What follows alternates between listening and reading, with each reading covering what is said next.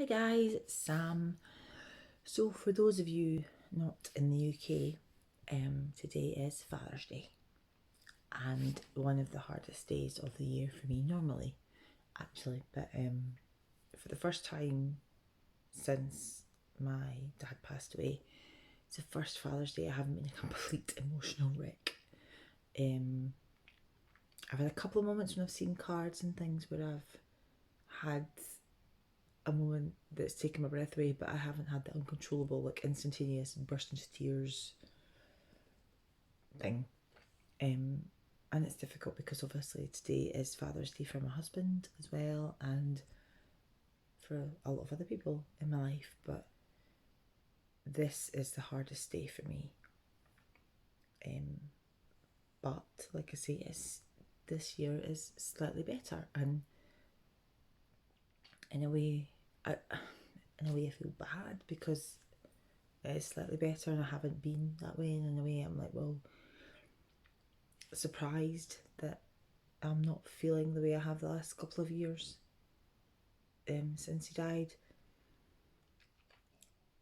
But I think one of the main things that really changed for me was because I was speaking to a colleague on the way to a course saying about how Father's Day was really hard, and seeing all the Father's Day cards, and seeing them, one that I would have bought my dad and not being able to buy it, and they were like, well, why not buy my card? So I did this year, bought my card, and I put it next to him in the living room at my mum's, where he sits, in the alcove.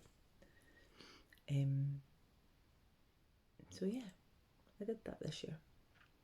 For those who don't know, I say dad, my biological father, I don't speak to, haven't done for many, many years. My dad, stepdad, Stuart, committed suicide on Christmas Day 2016, and this has been my journey since then. My anxiety has gotten in its peaks and troughs, but for me, it's in the last sort of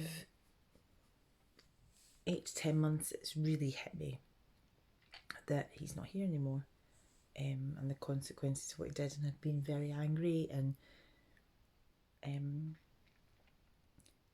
recently, in the area that I live in Scotland, there have been several suicides of men, and it's just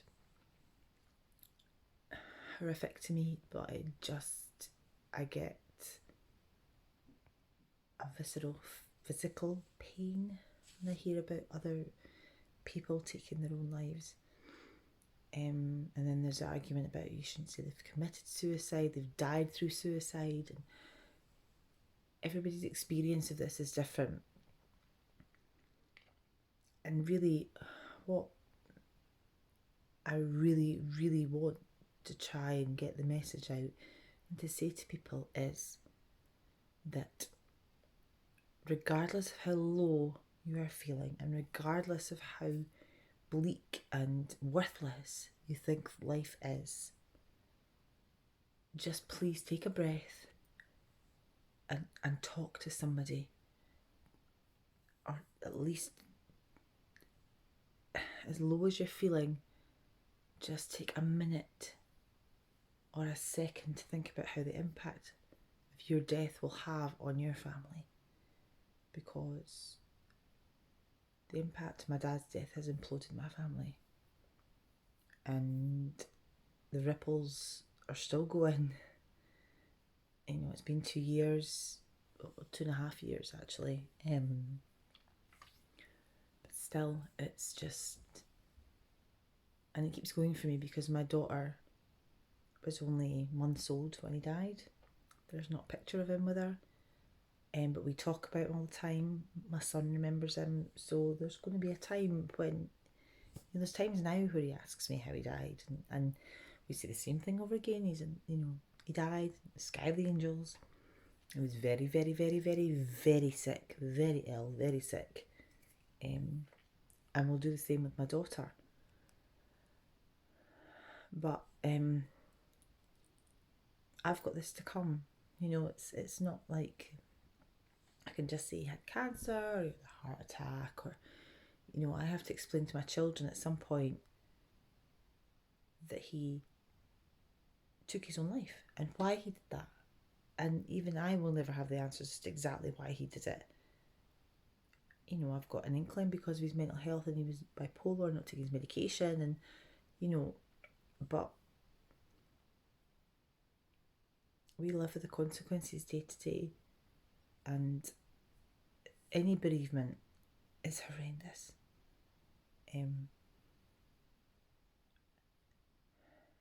But living in the aftermath of suicide, especially if there's, we'll never have the clarity, we never have answers, we don't have a note or anything like that. Whether that would make a difference, I've no idea.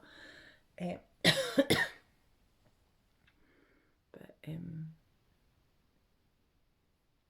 yeah, just try and do my best today with my kids, with my family. I have siblings. My mum has her good days and her bad days. She really struggles every 25th of the month.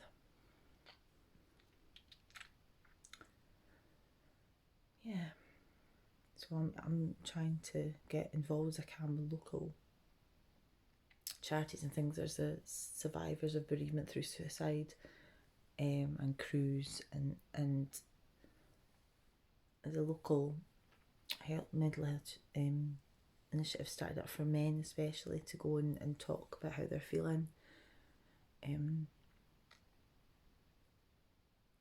But maybe just from a family perspective, I would love just to give the insight to at least to somebody, to at least one person, you know, who is feeling so low and so alone that they feel that that's, you know, their only option is to take their life. And I would just genuinely, from the bottom of my heart, tell you that there are people there that love you. There are people who care. And there must be one person that you can think of, that you can speak to right now when you're feeling at your lowest. And if not, you speak to the Samaritans or any other charities locally to you, because there will be some. But please, please, if it's your GP, if it's your friend, family member, please speak to somebody. Because I am telling you that a death through suicide is just a life sentence for the people that you leave behind. And yeah, that's a lot to put on a person when you're feeling so fragile and so low, but I can't express to you enough. It mars you day to day.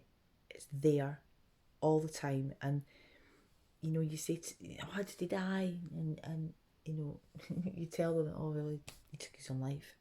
He committed suicide. And it's like you've killed their puppy. The stigma's not great. It's horrendous. It shouldn't be that way. You know, if you say, oh, they had a heart attack, or they had a stroke, died of cancer, you know, people, oh, I'm really sorry. You know, they took their own life. Oh.